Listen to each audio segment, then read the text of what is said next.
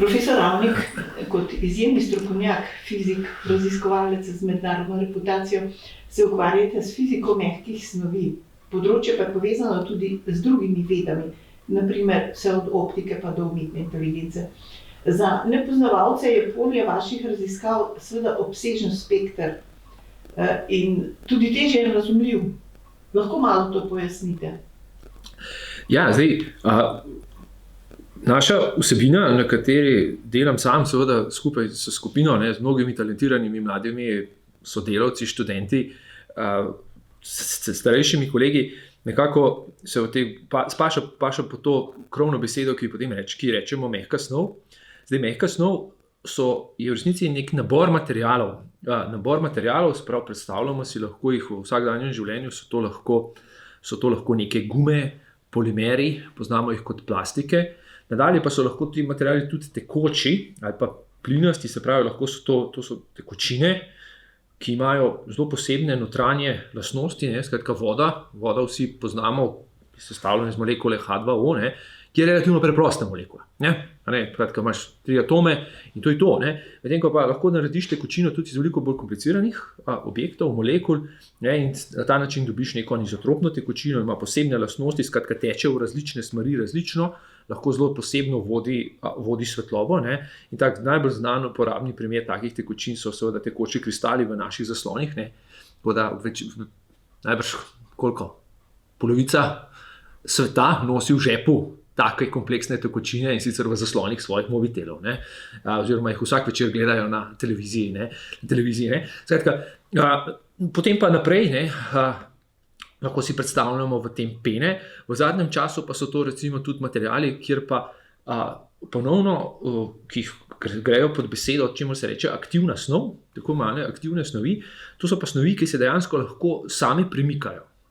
Se pravi, zdaj nek značilen primer bi si lahko zamislili recimo množico bakterij. Bakterije kot take seveda jih velikokrat imajo tisto za nas slabo konotacijo, skratka jih povezujemo z boleznimi, vendar bakterije lahko tudi kaj koristnega naredijo. Lahko so marsičem nam koristne. Človek, človeški organizem v resnici uporablja, mi živimo z bakterijami, ki nas služijo v tako različnih funkcijah, od prebavil in tako dalje, da samo to omenimo. In to je snov, to je nekaj, kar je v zadnjih 10-20 letih se izredno začelo razvijati, prav področje tako imenovanih aktivnih mehkih snovi, bioloških snovi, kjer se res izkorišča to lastnost snovi, da se lahko sama premika. Glede, zanimivo, laiki, ko govorimo o materialih, jih običajno asociiramo v bistvu kot trdno snov. A kot kaže Živimer, seveda res, kot ste rekli, v zmoti. Zakaj pa so materiali v sami topiki zanimanja, tako fizikalne, kemijske, pa tudi matematične in drugih tehničnih, pa morda tudi kakšnih družboslovnih ved? Zdaj, seveda, tista značilna naša predstava materiala je, da je trd oziroma tok, temu rečejo trd ali tok, ampak zdaj, če se kar sami sebe pogledamo, mi pa nismo trdi. Mogoče imaš skelet, je nekakšna trdna snov, vendar naše mišice, naše tkivo je dovolj očitno, da ni trdo. In take lastnosti, se pravi mehke lastnosti, so v resnici omogočajo drugačne funkcije. Skratka, drugače lahko snov deluje, lažje se prilagaja, lažje se spreminja, bolje lahko odzivna na različne držljaje, snov, toploto, ali to zunanje spremembe temperature, ali je to. Skratka, in nam to omogoča drugačno delovanje. Vsi veste, se pravi, roboti, robot kot toga, tisti mehanski robot, ki je sestavljen praviloma iz togih snovi, jih bomo ljudje praviloma, ko se bi primerjali njegove gibe ali pa dejanja v primerjavi z nami, ki smo z mehke snovi. Mehke snovi, da so te gibi robota togi, pa nek štorasti bi prej, tako besedo bi človek uporabil. In v tem primeru se recimo lahko pokaže, kje je taka prednost in popolnoma drugačne zmožnosti, ki jih recimo mehke snovi uporabljajo. Drug moment je, če se robotu njegova roka nalomi, pol jo je treba zamenjati. Medtem ko naša roka, če se poškoduje, se pa zaraste, se sama pozdravi. Skratka, tukaj so prednosti, recimo, ki jih taki materiali omogočajo, ki jih recimo trdni saj ne znamo si zamisliti, kako bi jih neposredno uporabljali. Ne. Zdaj, zakaj ta širok spekter zanimanja v materijale? Materiali so v mnogem kontekstu včasih neko izhodišče oziroma omogočijo uporabe, uporabe, ki jih drugače, ali pa razvoj tako po eni strani tehnološki, kot nam omogoča neke nova dejanja, neke nove premike v družbi, ki jih brez njih ne bi mogli doseči. Tak najbolj ekstremen primer razvoja materialov je recimo v vesoljski tehnologiji. Če ne bi znali razviti materijale, ki je izredno močno temperaturno obstojen, slabo prevaja toploto, potem mi ne moremo rakete poslati v vesolje, zato ker bi preprosto zgorela. Ko raketa leti, oziroma ali pa sploh, ko se vračajo nazaj recimo v atmosfero, ko se astronauti, ko se vračajo nazaj, takrat se ta raketa tako močno segreje, da če ne bi znali mi razviti pravega materijala, ki bi to zdržal, to visoko temperaturo, bi enostavno razpadla, zgorela bi. In to je tak očiten primer, skratka, da to, da smo kot ljudje, kot vrsta, osvojili vesolje, smo potrebovali razvoj tega. Spet samo, če se malo gremo iz današnjega časa nazaj, razvoj letalstva. Razvoj letalstva se je na koncu razmahnil, takrat, ko smo obvladali razvoj aluminija in obdelavo aluminija. Zakaj? Ja, zato, ker je preprosto bil dovolj lahek, da je enostavno se išlo, da tak avion lahko leti. Zato, ker če narediš avion iz železa, iz železnih plošč, je preprosto povedano pretežek. In bi rabil ne vem kako velikanske motorje, da bi to sploh v zrak spravil, in to se pač ne izide. To so taki očitni primeri, kjer je ta razvoj materialov in znanje materialov tako važno. Vi ste tudi nosilec dveh pomembnih nagrad, in sicer ste Zoisov nagrajenec in pa dobitnik Blinčeve nagrade. V eni od utemeljitev je zapisano, da delate na več med seboj povezanih področjih. In sicer raziskujete pasivne in aktivne tekoče kristale, samosestavljanje, koloidne strukture, fleksoelektričnost, aktivno in pasivno mikrofluidiko, fotonske kristale, metamateriale, vodenje svetlobe, optično-resonančna stanja, topologijo defektov, spletov in vozlov, kvazikristalne mozaike, prepletenost pol in agregacijo proteinov. Ja, zdaj pa na prvi pogled se zdi, da so ta omenjena področja res zelo raznolika, glede same uporabe materialov. In se mi težko predstavljamo, da fizika vključuje vse to raziskovanje. Živimo spet v zmoti glede tega. Jaz sam, to je moj oseben pogled, v resnici pa mislim, da se tudi to nek tak širši trend, ki se na svetu kaže, je, da ta klasifikacija po vedah, se pravi, da se znanost striktno deli na vede in raziskuje znotraj vede, jaz mislim, da se te meje med vedami vedno bolj brišajo. Tako da odgovor neposreden je, jaz rad delam in tudi želim delati raziskave, ki so v svojem jedru mnogokrat interdisciplinarne. Moje jedro seveda je nekako tudi osnovno znanje. Na koncu jaz sem se šolal kot fizik in to so tiste znanje in veščine, ki sem jih pridobil in mi na koncu dajo nek okvir, s kako razmišljam, metode, ki jih poznam. Skratka, nek okvir mi dajo, vendar zdaj pa postavci pa nekaj imejo, pa reči, zdaj tukaj se pa fizika konča, teh mej si jaz nočem postavljati.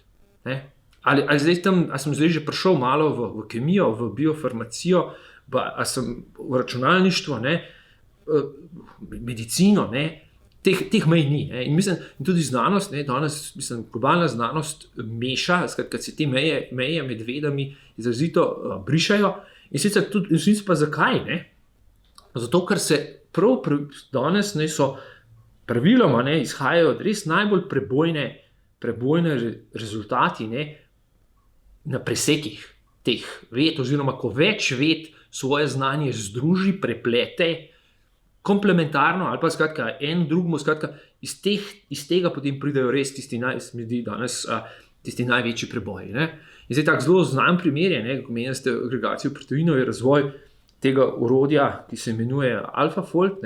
AlphaFold to je resnici računalniški program, če hočemo temu reči, tako v nekem malo bolj preprostem jeziku, ki pa zna modelirati strukture izredno kompleksnih molekul, proteinov, kar je bilo nerešljivo.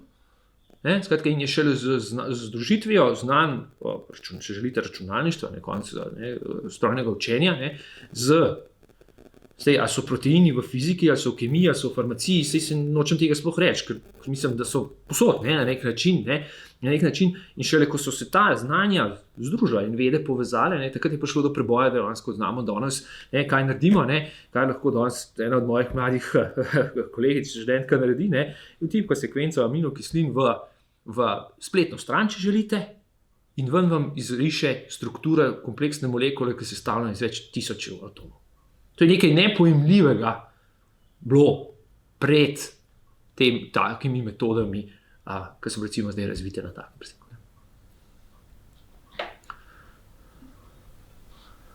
No, vse je zanimivo, ravno pri tem, kar ste zdaj rekli, to je vstop recimo na področje ali pa približevanje področju mikrobiologije, ki se fizika, kot ste pojasnili, kar dobro umešča noter.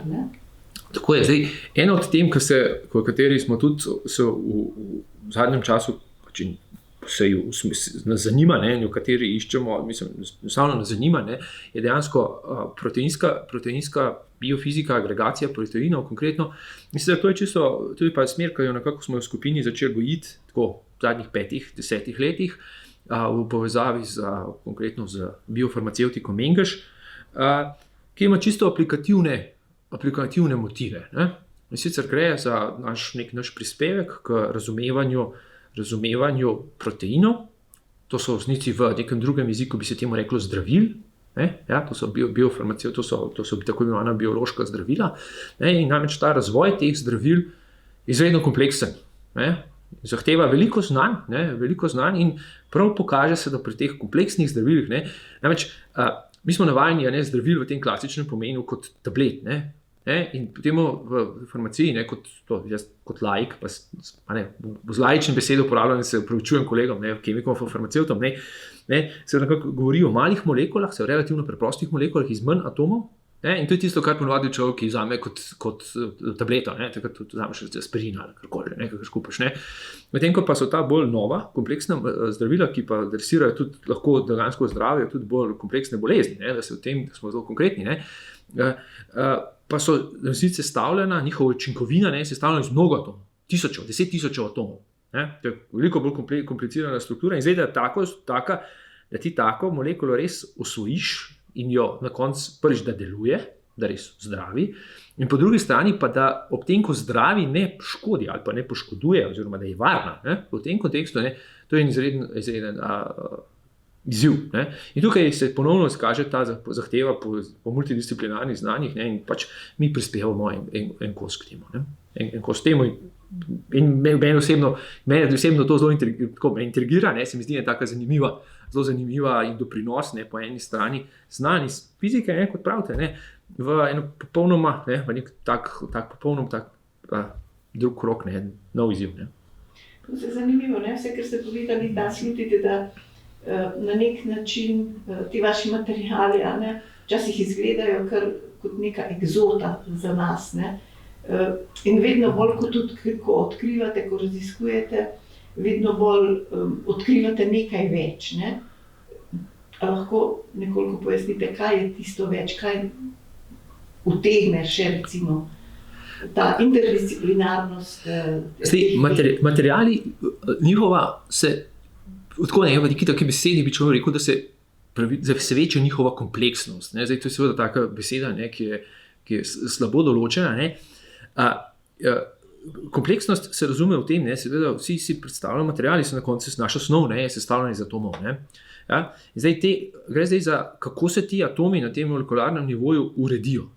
Preprosta sol, ki jo imamo, kuhinjska sol, je sestavljena iz dveh kroglic, ki so lepo zložene v tako rešetko, in to je to. Vendar novi materiali pa v resnici kombinirajo več kroglic, več atomov, če želite, in potem tudi prostorsko so veliko bolj kompleksno razporejeni. In v tem se skriva njihovo učinkovanje, posebne lastnosti, in to je tisto v resnici, kar se išče. Skratka, danes se praviloma išče neke posebne lastnosti, se pravi, lastnosti za nek material, da je da lahko po eni strani, če je to biološki material, da lahko zdravi, ali pa če je to neka zdravilna učinkovina, da lahko zdravi. Po drugi strani, če ne bo to material, s katerega bomo izdelovali baterije za avtomobile, ki lahko shrani ogromno električnega naboja, čim več. Če gremo spet na raketno fiziko, ki je zelo temperaturno obstojen, če se gremo v hladilnih tehnikah, skratka, da znamo material narediti, ki bo zelo dobro, čim bolj učinkovito hladil, če se gremo v sončnih celicah, material, ki bo lahko čim bolj učinkovito pretvarjal svetlobo v električni tok in tako dalje in tako dalje. Ja, skratka, in tukaj se išče zdaj razvoj, skratka, na koncu poiskati, izboljšati delovanje materialov in marsikje iskati posebno lastnost. In ta posebna, recimo, zato pravim, sem omenil tudi aktivne materiale prej, ker to je prav pa lastnost, se pravi, da se lahko material sam premika. Se bi predstavljal, neko mizo ravno, ali pa nekaj, kar samo miga, pa se pretaka, pa se kar steče samo, daš kapljo tega materiala nekam in on ta material kar odide nekam, sam, kontrolirano. Ali pa nahranite ta material, mu date malo sladkorja in napolni baterijo. To so take lastnosti, ki jih danes ni. Eksotične, ampak znate si zamisliti, da če bi to mogli, predstavljate, da ko se baterija sprazni, dodate malo sladkorja, pa se napolni. To so take stvari, ki so danes znanstvena fantastika. Ampak tako razmišljanje je tisto, mislim, da kjer se vodi v prebojne nove lastnosti. Ali pa v nekem kontekstu svetlobe, se znate predstavljati, da imamo lahko mi pač neko kos, kaj smem česa, neko kos neke plastike ali pa živega tekočega snovi, ki zna nekaj izračunati. Ki dela kot računalnik. To so take stvari, ki jih danes ne znamo. In zdaj, kam to vse potem odpelje, ne vemo. Če smo zelo pošteni, znamo si na kakšno stvar zamisliti, ampak kaj bo, Ampak točno v tem mislim, da je te čar, te nove, res vrhunske znanosti. To je tisto, kar vsaj mene, mislim, kot nekako znanstvenika intrigira. No, se je to zanimivo, prej ste omenili ta računalniški program AlphaFold, ki je, so 50 let iskali, kako se te proteini izvijajo in so potem le na osnovi teh povezovanja ved. Po drugi strani pa recimo imamo primer cepivo, messenger RNA, ki so ga tudi 30 let oblikovali. Pa se o tem seveda nič ne govori, to je kar nekaj samoumevno. Pa vseeno me zanima, kakšni pogoji morajo botrovati recimo v znanosti, da pride do res takih prebojnih raziskav, ki so fascinantne. To je tisto nagradno vprašanje, kako vsaka država ali pa lahko po drugi strani pa podjetja ali pa agencija, ki financira raziskave, je točno to tisto vprašanje, ki si vedno zastavlja, kaj mi točno naredimo, da bo prišlo do nekega preboja. In tukaj ni direktnega odgovora. Če bi ga imeli, a ni to očitno, potem znamo generirati znanje kar instantno. Seveda, začeti pa je treba, da tako, kar posnet pa morajo biti zagotovljeni neki osnovni pogoji.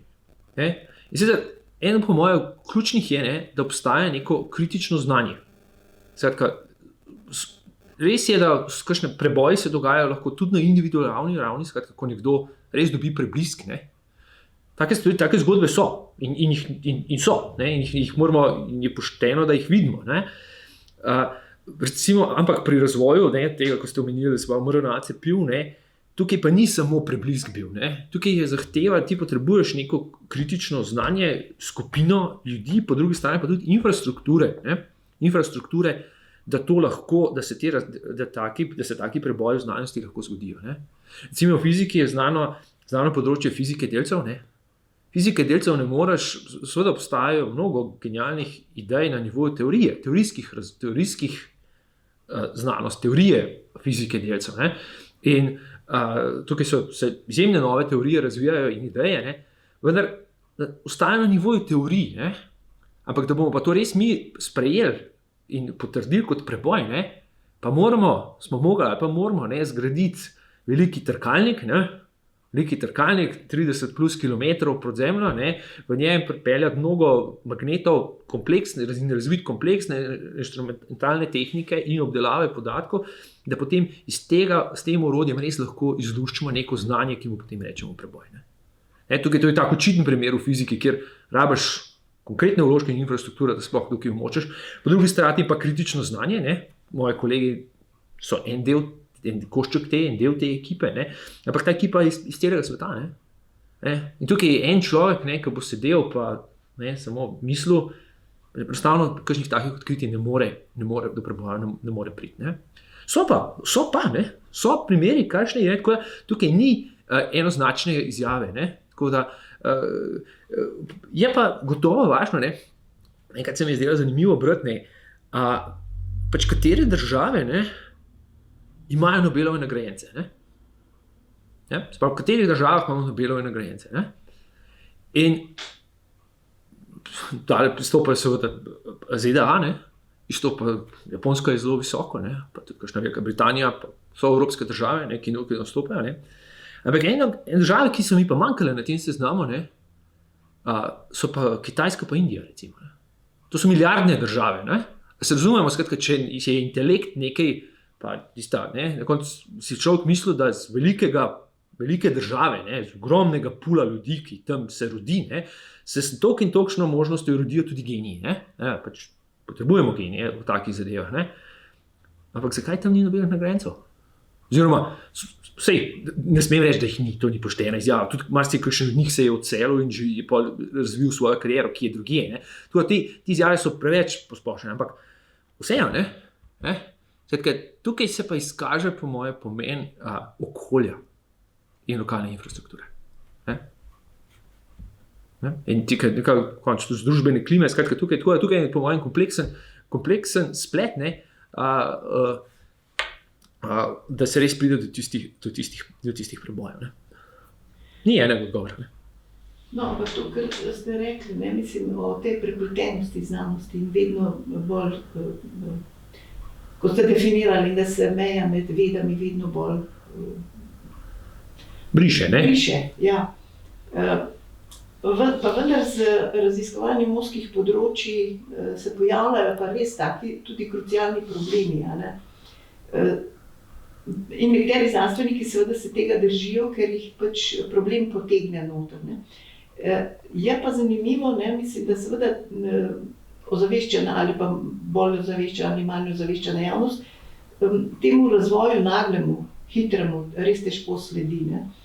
Znanstvenike pa pogosto doživljamo kot alienirane, mislim, v bistvu na nek način odtujene od nekega koristnega početja. Kako vi to doživljate? Čisto na osebni ravni seveda me taka izjava, ki jo nekdo, ki jo seveda je, ki so te izjave, treba se strinjam z njimi, res jih vidimo, jih beremo, na koncu boli. Sploh, ker mislim, da je v svojem jedru izhaja iz predvsem velikega nepoznavanja, dejansko po eni strani prispevka znanosti k različnim vsakodnevnim vsebinam, ki nas po resnici vse tangirajo. In na tak odgovor, tudi po drugi strani je ta portret znanstvenika. Znanstvenika se nekako vedno, portret, tista slika, ki ima znanstvenik, to gleda tako kot Einstein. Skratka, malo genij v toliko smereh, ampak malo tak nek posebnež. Nek posebnež, pa še kakšen pridevnik bi lahko dodali tukaj zraven. Vendar tukaj bi si zelo znanost, v resnici redko kdaj nastopi z neko bombastično izjavo, da zdaj smo pa spremenili ne vem kaj. Tudi te resnici res prebojne raziskave se ponovadi zgodijo še relativno daleč od tisto vsakodnevne uporabe. Ampak te prebojne raziskave, ko so postavili kvantno mehaniko, na kateri temelji danes najbrž kompletno računalništvo, takrat to ni bila neka bombastična tema. Tudi se je to zgodilo 100 let nazaj. Takrat so to razumeli kot Ne, tudi za znanost s tem ni ukvarjala. Ne. Takrat se je znanost ukvarjala s tem, kako ukrepati po prvi svetovni vojni. In je tukaj vedno skrit ta časovni zamik. Seveda nam to vedno učitajo, zmeraj rečete, vse to pa enkrat bo, pa mi tega ne vemo. Ampak čisto take plastične spet. Danes vsak v žepu nosi svoj prenosni računalnik, svoj mobitel. V tem mobitelu je skrito veliko znanosti in inženirskega znanja. To, da ti smo znali, jaz ne vem, ko so se začeli računalniki v 70-ih, 80-ih letih, je tale stavbo, kjer zdaj sedimo, je imela celo pol nadstropja, je bil en računalnik, ki je manj zmogljiv, kot danes ni tako slabega mobitela na svetu, kot je bil ta računalnik. To, da so tako mašino spravili v nekaj, kar mi nosimo v žepu, to je nekaj znanja se zgodilo. Ampak mi to kar sprejemamo kot znano, pa to, da naredimo lahko zmeraj boljšo sliko na našem mobitelu, pa to, da je zaslon zmeraj boljši, pa da v resnici baterija ni nič večja, kot je bila prej, v resnici je zmeraj manjša, ampak mi lahko zmeraj močnejše aplikacije gor že enemo z večje zmeraj zaslone pogajamo. Tukaj se je zadnji nekaj zgodilo. Ampak mi kot potrošniki se tega pravilno sploh ne zavedamo. Tega mi sploh ne vemo. Da se je varnostni standard avtomobila, v katerem se peljemo na koncev, toliko večji, kot je bil 30 let. In tukaj so spet množice nekega razvoja, aplikativnega razvoja, ki se je dogajal. Ampak se dogaja, kot ste rekli, dogaja se pa stran od tistega vsakodnevnih oči znanosti. Kaj pa pravite o napovedih, da bo recimo to stoletje v znamenju mikrobioloških znanosti, pa kar je še tudi presenetljivo v razvoju, ali pa da bo velik vtis in preboj naredila prav matematika? Tukaj, to so gotove vsebine, ki bodo močne in ki že izredno močno vlečajo tako v znanosti kot širše, potem v sami njihovi porabi. To je taka težka prognoza, ki jo jaz sem zmeraj zadržan, katere teme so važne. Gotovo človeka kot eno od osnovnih stvari, ki jih intrigira, je gotovo zdravje. Jaz nisem hotel reči, zdaj vidite, sem se ognil, nisem hotel reči ne biotehnologija, nisem hotel reči matematika, ampak sem rekel, da človeka zanima zdravje. Vse drugo rečemo, lahko kupimo, lahko popravimo, ampak človeško zdravje je tisto, kar nas močno zadeva. Skratka, to bo en velikanski fokus nas kot družbe, sem prepričan, usmerjen. Jaz pravim, da smo zdravi in čim pač. Tako da, in zdaj, katere vede pa bojo prispevali k temu, tukaj pa se jaz s tem vse, jaz bi si želel in sem prepričan, da bodo vse, zdaj, a bo kjera vodila, ne bo, so ene, ki so bolj očitne, da bodo k temu prispevali kot druge. To je ena. Druga gotovo so pa potem podatkovna znanost, računalniki, umetna inteligenca, te stvari prihajajo, napoveduje se jim velik potencial, zdaj, dokam bo to šlo, to so zelo težke napovedi. To so zelo težke napovedi. Dejansko se kažejo mesta, kjer lahko izjemno prispevajo, a bo res ta potencial se razvil, se pa jaz pač sem previdno optimističen. Mislim, tako bi jaz to razumel. Kaže lahko izjemne potenciale, zdaj bomo videli. Tudi mene to zanima. Tudi jaz hočem in tam v tej smeri se, tudi mi se pogledujemo v tej smeri, tudi delamo že v tej smeri. Tipamo, kam nas lahko to, katera nova vrata, nove ideje nam lahko to odpre. Profesor, pogledajte, družboslovne oziroma humanistične vede, pa opozarjajo, da s tem, zdaj smo govorili predvsem o naravoslovnih pa mogoče tehničnih vedah, da prehajamo zdaj v obdobje, ko znanost ne počiva več na umu in na kritični analizi. In omenjajo, da nam manjka na nek način tip znanstvenika, kakršen je bil Arhimed. To je bil tak nek javni znanstvenik, ker je bila cela družba odvisna od njega. Se veste, koliko teh izumov je naredil ali pa odkriti. Seveda na nek način ne smemo zdaj 2300 let nazaj gledati, kaj je bilo in kako je bilo, ampak nekako nekaj misli pa le lahko, recimo, poskušamo.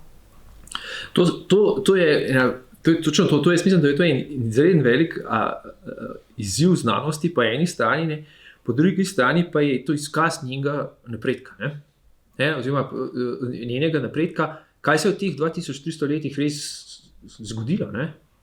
Namreč, res je, da je znanje, človeško znanje prišlo tako daleč, da najbrž ni več človeka, ki je sposoben to znanje absorbirati in ga dejansko to znanje res, te stvari res vedeti.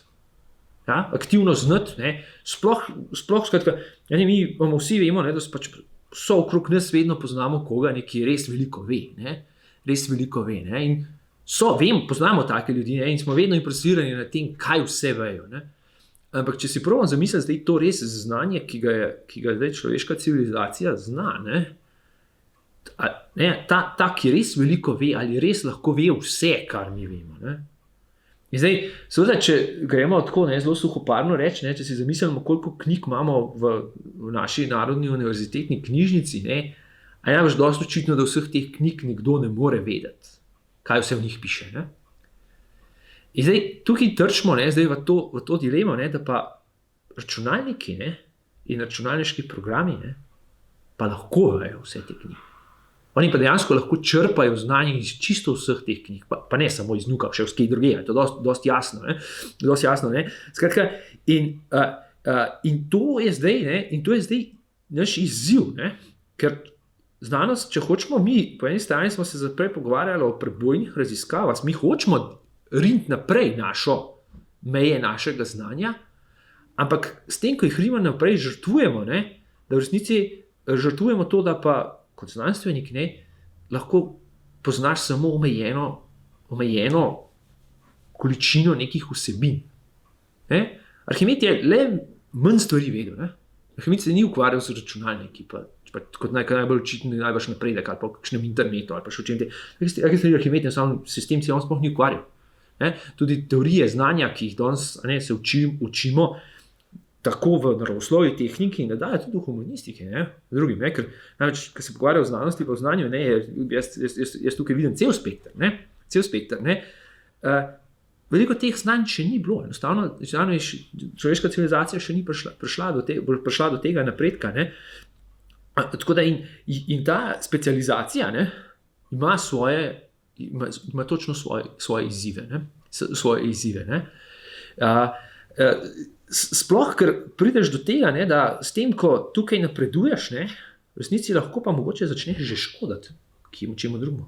In povzročiš posledice, ko neko področje znanosti rine naprej, lahko podpira probleme na čisto drugih koncih, ki se jih ta ekipa sploh ne zaveda.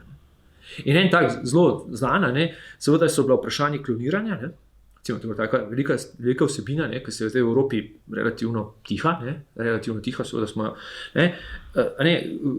kloniranje kot način, ki najbrž veliko implikacij ima, kam nas lahko kloniranje privede, je odprlo, ko je ta tehnologija postala možna, izvedljiva, a je dovolj jasno, kako je to udarilo na koncu na vprašanja človekovih pravic, na koncu samo družboslovje, definicijo posameznika in tako dalje.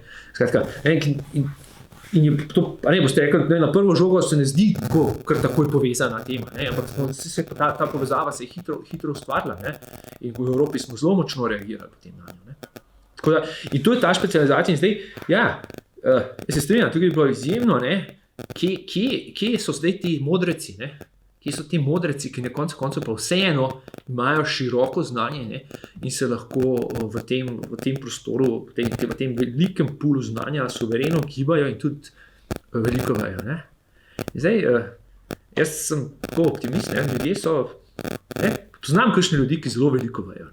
In s takimi ljudmi je vedno največji, te debate so največ, ali pa izmenjave, ali pa branje njihovih knjig, del so vedno, to je tisto, kar je na koncu izredno vredno. Glede na to, da ste fizik, me zanima še nekaj, če bereš te velike ume, recimo fizikalne, ki so fiziko oblikovali, se zdi, da tako rekoč vsa moderna fizika temelji v bistvu na filozofiji, ne?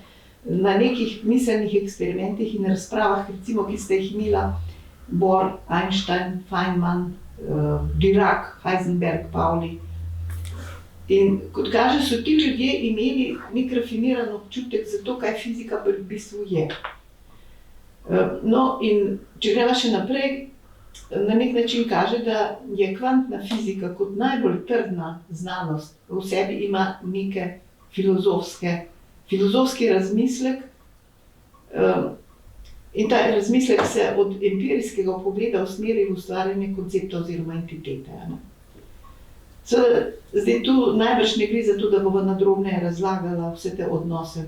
Vprašanje pa je le, ne, če je današnja fizika, ki je zelo prepletena z drugimi vedami in je res to, kar ste pripovedovali, ne, izjemno sofisticirana, a je ohranila kaj filozofskega razmisleka v sebi, ali gre vedno samo pri vas raziskovalcih za nek tak pragmatičen pristop? Jaz mislim, da tisti, če jaz rečem, raziskovalci, tisti dobri raziskovalci, tisti, ki jih jaz res iskreno cenim, v njih se vedno skriva ta razmislek. Ne? In tukaj, smo se pogovarjali o fiziki, ne? Jaz bi verjel, da v resnici to seže, jaz bi to rad posplošil in si želim, ne, da to drži za vse, za celo znanost. Ne? Namreč znanje, ne, napredovanje znanja, ne, kot smo se pogovarjali o pomenu ekosistema, pa infrastrukture, pa vsega, ne, ampak tisti dejanski skok znanja naprednosti pa na koncu vse razvije v nekem kritičnem dialektu, ki ga imaš na koncu svojo okolico. Ne. In tukaj so seveda te, ki smo bolj usmerjeni v recimo teorijske raziskave, je to tako rekoč ključen način. Ne. Zato znanstveniki hodimo na konference. Ne. To je točno na nek način lahko veliki, pa tiste velike konference ne maramo, ker rečemo, tam se samo podatke, drugega ometavamo, ampak radi ga imamo na manjše, ne, ker je prav ta kritični diskurs, ne, z kolegi iz celega sveta, ne, so ta bistven, ne, da resnici iz tega, da se izvije neka dobra ideja. Ne.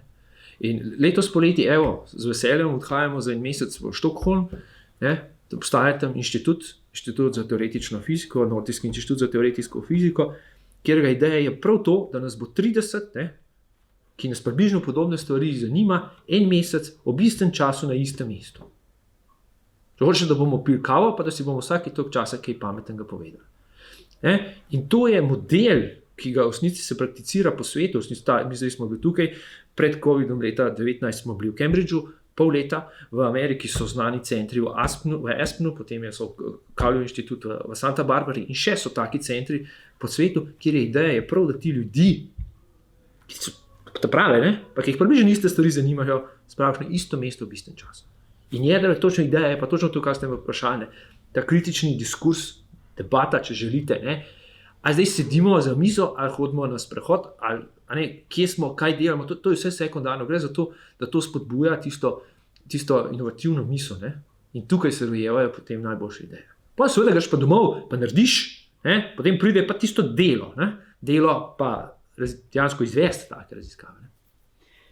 Ja, še recimo nekaj, ne? Vi ste seveda tudi profesor, ne? In oblikujete nekako formometi za teh prihodnih znanstvenikov, raziskovalcev in tako naprej. Ne? Pa me zanima, se vam zdi smiselno ponuditi tem mladim prihodnim znanstvenikom nek konceptualni uvid v fizikalno vedo oziroma znanost sploh, ne? O čemer sva prej govorila nekoliko. Ne? A se vam zdi, da bi recimo, če bi te stvari predavali, ne? Da bi se njim zdelo, da je to nek vhod, nek poseben svet, da to ni fizikalen svet. Mislim, zaradi tega, ker je tempo današnjega raziskovanja izjemno naporen, hud, hiter, ne? In kot morda delate, raziskujete zgolj neke merljive tekočine. To je zelo dobro vprašanje, ne? Izkušnje, ne, na katere se zdaj naslovim, to je nekaj, kar izkušnje pravijo, ne, da smo ta filozofski pogled na znanost, ne, je dejansko pod hudim pritiskom tega hitrega tempa, ne, kot ste omenili, po katerem znanost teče. Ne. In to je resen izziv. Ne. In sploh mladi, ne, ki se morajo v relativno hitrem času, ne, hitro dokazati. In to čim bolj izkazati. Ne. Na koncu doktorat, ne, v naši hiši traja 4 leta, ne, to, kar tudi Slovenija plača, ne, recimo kot mladega raziskovalca, ga za toliko časa plača, ne, in v tem času se mora nekdo izkazati. In tukaj, ne, na tem mestu, če se hočeš čim bolj izkazati, ne izkazati samo v Sloveniji, to hočeš se izkazati svetovno, ne. Namreč ti tekmuješ z kolegi v Koreji, pa v Ameriki, pa v Nemčiji, pa tako izkazati, ne? Tako se je treba izkazati, ne? To ni kar tako, ne? In to so dobri ljudje, brihtni mlade, ne? In tukaj je tega prostora, ne, za to filozofsko misel, ne, je marsikdaj prepuščena samemu, ne? In se strinjam, da je to nek taka dimenzija, ne, ki jaz, ne, osebno sam gledam, ki jo potem gojiš, ne, in zdaj mogoče se zdaj, ko se zdaj ženima že čisto za najbolj mladega, si lahko tudi malo več časa za njo vzameš. In se zavedaš njene vrednosti in si imaš tudi to svobodo, da jo začneš vgrajevati v svoje delo. Kot mladi, ne, si pa na začetku velikokrat se strinjam, to je relevantna izjava, si pa izpostavljam tekemu hitremu, tej zahtevi okolice, ne, po nekem dokazilu. Ne. Zdaj, seveda, malo upravičilo sistemu, ne, je tukaj, da tukaj pa zdaj vloga mentorja. Ne. Ne, to je le bistveno, če mladi se pogovarjajo se danes o znanosti, ne, ko vstopajo v ta svet, ne, je mentor tisti, ki je bistven, da mladega dobro usmeri, ne, in da bo ponudi res dober izziv, svetovno dober izziv. Ne, in je mentor mora narediti za njega, vsaj na tem prvih korakih ta kritični diskurs. Ne. Ali je ta tema, ki je res kam gre, kakšno ima svoje mesto, kam lahko vodi, ne da mu ga samo tehnično da nekaj, da je pa tole pomeri, ali pa tole zračunaj. In smo pa seveda ljudje tudi toliko različni, to je treba se največ zavedati, da so toliko različni, da nekaterim je ta filozofska širina zelo, nekaterim bolj blizu, drugim manj, ne, kot mogoče pa nekaterim, ne, v znanosti zelo blizu glasba, ne, ki jo lahko tudi začneva, ali pa kultura, ali pa taka in drugačna umetnost, ali pa kaj drugega. Nekateri imajo šport kot tisto, ne, skozi katerega na koncu to je tudi nek stimulans, ne, pri tem lastnem osebnem, pa v resnici v tem primeru pa strokovnem razvoju. Glejte, vse to, kar ste zdaj pripovedovali, in razlagali, pa me na nek način pelje na misel, da danes znanost nima nekega velikega ogleda. Vse zadnje analize kaže tega Eurostata. Ne. Ampak podatki za Slovenijo pa so v bistvu še bolj zaskrbljujoči. Ne. Javnost vas znanstvenike doživlja kot odmaknjene, pogosto nadute, tudi koruptivne, nevredne zaupanja, ker ste preveč povezani tudi s posameznimi gospodarskimi subjekti in tako naprej. Ne. Pa me zanima, kako vi kot znanstvenik in visokošolski učitelj v bistvu ne morete biti ravnodušni do teh ocen. Ja,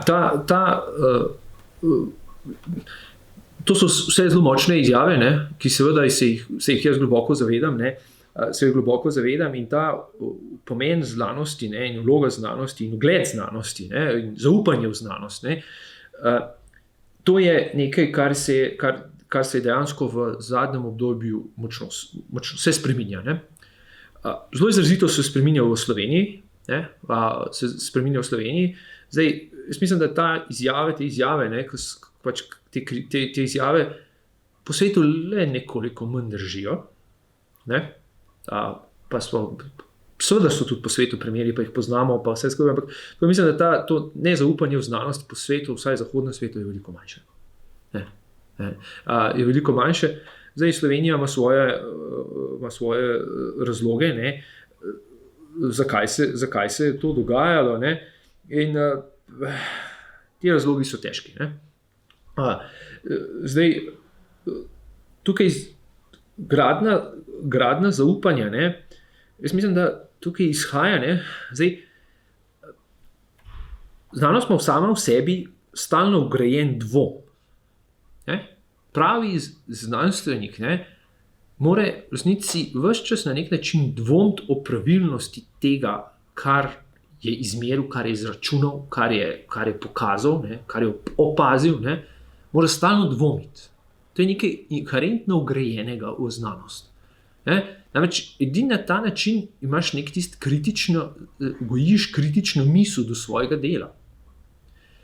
In potem, ne, ko pa prideš potem pred, če želite, splošno javnost, ne, ki pa tega ne prakticira, ne, da stalno dvomi o tem, ne, o nekih izjavah, izpadeš kot nezanesljiv. Zdaj, kako vi pravite, da je to zdravilo varno do toliko in toliko %. Kako je zdaj to? A je varno ali ni varno? In pravi znanstvenik nikoli ne sme reči, da je, pravi znanstvenik, to je zdaj taka slaba beseda, ampak tista jedra znanosti, ko pridemo do samega jedra, znanost ne sme in noče izjaviti, da je zdravilo 100% varno. Ne more, zato ker mora biti poštena. Varno je do toliko in toliko %, in teh procentih smo se zdaj, vsi smo jih vedeli, ne, v zadnjih 2 letih, koliko je katero zdravilo varno, pa koliko je učinkovito, pa koliko ni učinkovito, pa koliko ima takih učinkov stranskih, pa ne drugačnih. Ne. In tukaj se je zdaj javnost zelo to neposredno videla in se tega zavedla, da znanost tudi ni vse mogočna. Ne, da je znanost do toliko zmore, nekje pa mora biti poštena, pa reče, da tega ni. Ampak v resnici ne bi bilo pošteno tako izjavo postaviti tudi v česi drugega. Namreč, ko ti kupiš kjerkoli izdelek, kjerkoli, ne, ko kupiš nek stroj, avto, karkoli, ne, toliko in toliko teh avtomobilov, strojev tudi ne dela. V vsakem procesu, vsebini, ki je taki in taki, no, verjetnost je, da se bo tvoj novi avto, kupil si najljubšo znamko, si kupil, se bo s toliko in toliko deležev po parih tednih pokvaril. Ampak je dosti jasno, da vam tega v trgovini ne povejo. In potem pa jaz zraven dam cepivo, ne, in povemo, ne, da je toliko in toliko % varno, ne, da toliko pa ni. Seveda izgubite vse zaupanje, čakajte malo, kako pa je to mogoče? Jaz hočem vse varno. Ja, ne da se. Smo se zelo potrudili, ne, da sploh to cepivo imamo. Nekateri ljudje so se res potrudili, da je to sploh uspelo. Če ga sploh imeli ne. Ampak do tog se da. Ne. In tukaj je zdaj prav ta COVID pandemija, ne, je na koncu res se široke množice tega zavedle. Ne. In v Evropi smo potem pričakujemo, da je kar vse je. Da nam je vse na voljo in da je vse odlično in najboljše.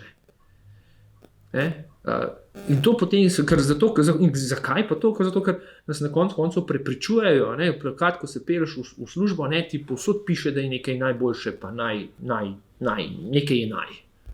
Tukaj pa smo rekli, da ni naj, ker smo hoteli to pošteno povedati. In tukaj se tega svetova trčta. In seveda na koncu vzbudita nezaupanje. Ja, se je zanimivo, ne? Mislim, zato tudi drugi vaši kolegi, recimo z drugih držav, z drugih okolja, ne, jih te podatki presenečajo, čeprav je res, kot ste rekli, ne, da recimo taka slaba podoba znanosti recimo v zahodnih državah ni tako slaba, kot je recimo v Sloveniji, ne? Zlasti v zadnjih 2 letih se je to zgodilo. No, ampak razpravlja recimo tudi ta pristojni odbor v Evropski komisiji, ne, za znanost in prišli so do neke ideje, da bi se vi mogli bolj povezati s tako imenovano širšo javnostjo. Ne? In včasih so obstajale te tako imenovane znanstvene kavarne, kjer se dobite znanstveniki, potem razprijete pač o nekem problemu, ne? In ni treba, da je potem nek moderator, nek novinar zraven. Ne?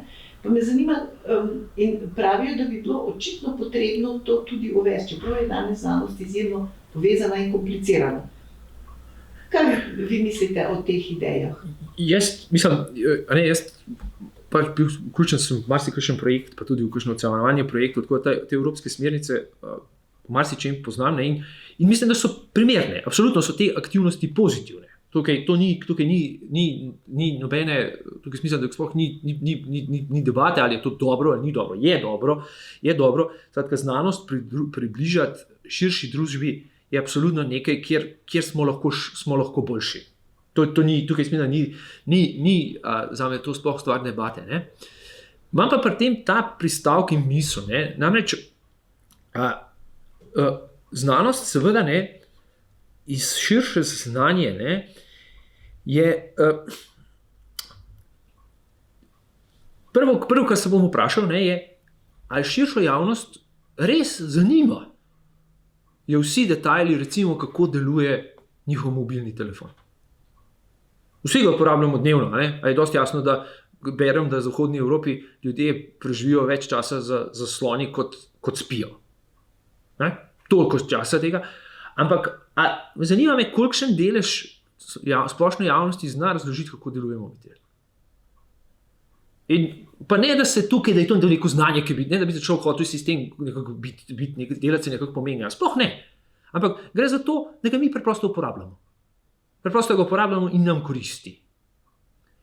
In zdaj, če se jaz pomislim, da ne organiziram, to je mogoče kot izdelek res tako široke množice zadeva. Ne? In če se jaz zdaj zamislim, da mi organiziramo delavnice, ne, kjer bomo razlagali, kako deluje mobitel. A pa bo to res, a je to res tema, ki bi široke množice res pritegnila? A je to res nekaj, zato da jaz nekaj uporabljam in to, ali ne res, jaz res rabim vedeti vse principe delovanja tega. Zato, da uporabljam avto, zato, da se peljem z vlakom, jaz rabim vedeti vse te stvari. Zato, da uporabljamo elektriko. A ne? Spet, ali moramo razumeti vse v tej elektriki, ne? Ko in tukaj potem enkrat trčimo po moje v tako vprašanje, ne, v to vprašanje zdaj, ali zato, da ali res moraš kot posameznik, ne, kot član javnosti, res razumeti vse te procese, znanja, vsebine, ne, ki se okrog mene razvijajo. In jaz mislim, da tista modrost, kam prideš tukaj, je, da ne moraš. Tukaj jih je enostavno preveč in so kakšne tudi preveč kompleksne. Kako jaz, ne, kot splošna javnost, ali jaz res moram razumeti principe kako, na katerih sloni slovenska ustava? Jaz zaupam, resnici, kam pa pridem do tega, in jih ne, je dovolj jasno. Zato, da bi jaz to razumel, ne vem, če sem sploh sposoben jih razumeti, bi jaz mogel to študirati, moji kolegi pravniki, to študirajo njihov izziv celega življenja, da razumejo principe in ozadja, recimo ustave. In zdaj, kje sem pa jaz, ker recimo sem obrnil žogo, zdaj kot jaz, kot javnost, pa pridem do tega, da jim jaz moram zaupati. In jaz mislim, da tukaj prihajamo do te besede, ki je bistvena v smislu v tem odnosu, namreč zaupanje. Jaz zaupam mojim kolegim pravnikom, da vejo in da so to ustavo napisali res najboljše, kot so jo znali. Jaz ne zaupam. Jaz mislim, da mislijo tudi, da bi na nek način to omogočilo širjenje neke kulture, tudi recimo diskusije, ki so seveda drugače strukturirane, kot so pa recimo, ne vem, danes veste, kakšne so. Tukaj gre zdaj za dvig splošnega znanja, v družbi. Zato bi moja izjava, da te širjenje znanja in popularizacija znanosti je nekaj pozitivnega, absolutno. Tudi sam poskušam prispevati, kjer le lahko tem aktivnosti in se jim zmer pridružim. In se tudi kot skupina aktivno v teh stvarih delamo, ker mislim, da je to dobro in to za različne ciljne skupine, da otroki sploh ne govorimo kot en bistvenih stvari, da mlade spodbujaš k nekemu kritičnemu mišljenju, k radovednosti.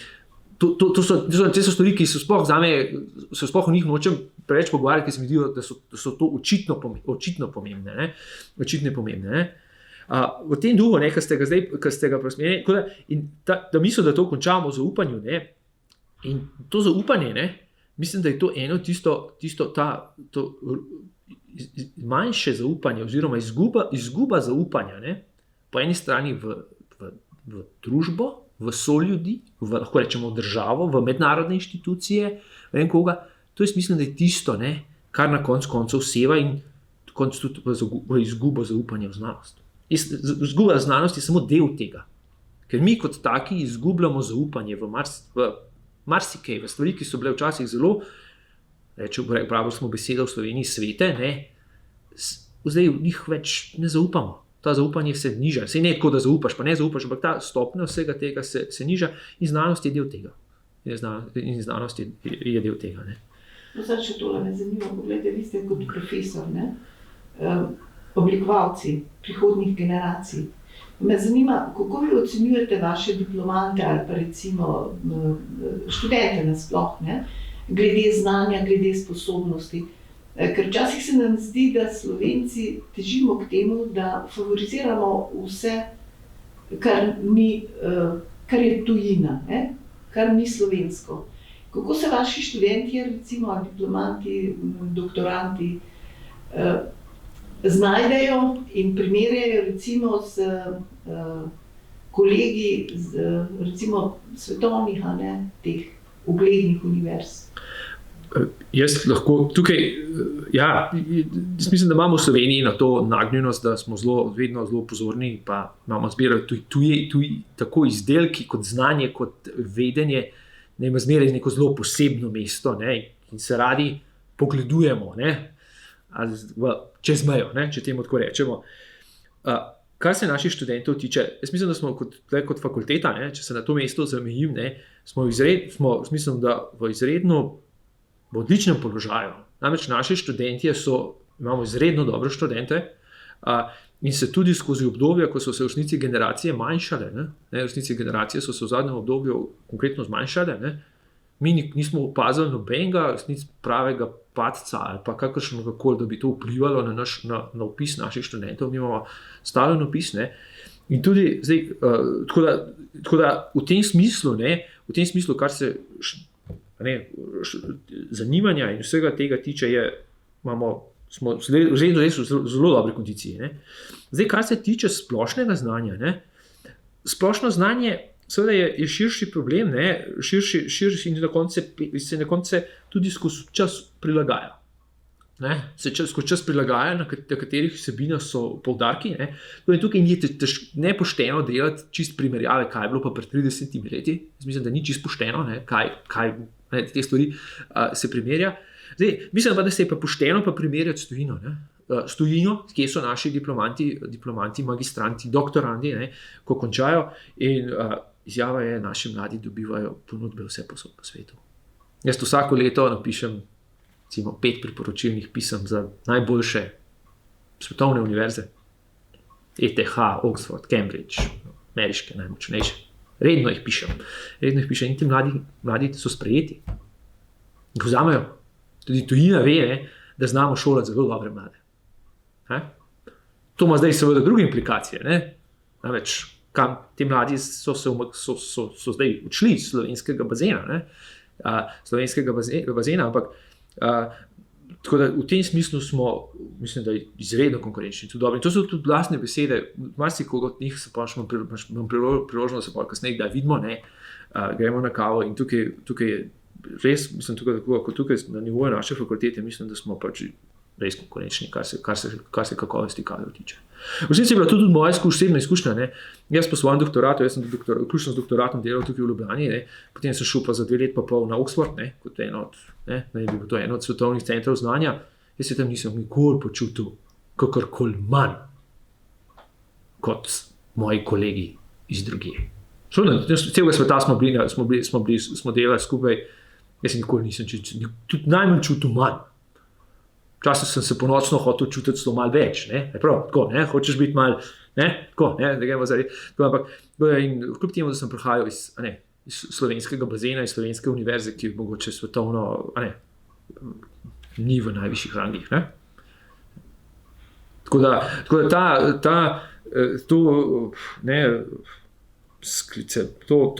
po eni strani posebno mesto tujine, ne, ki ga gojimo, ne, jaz to vsaj kar na nivoju naših študentov, kar nočem slišati. Ne.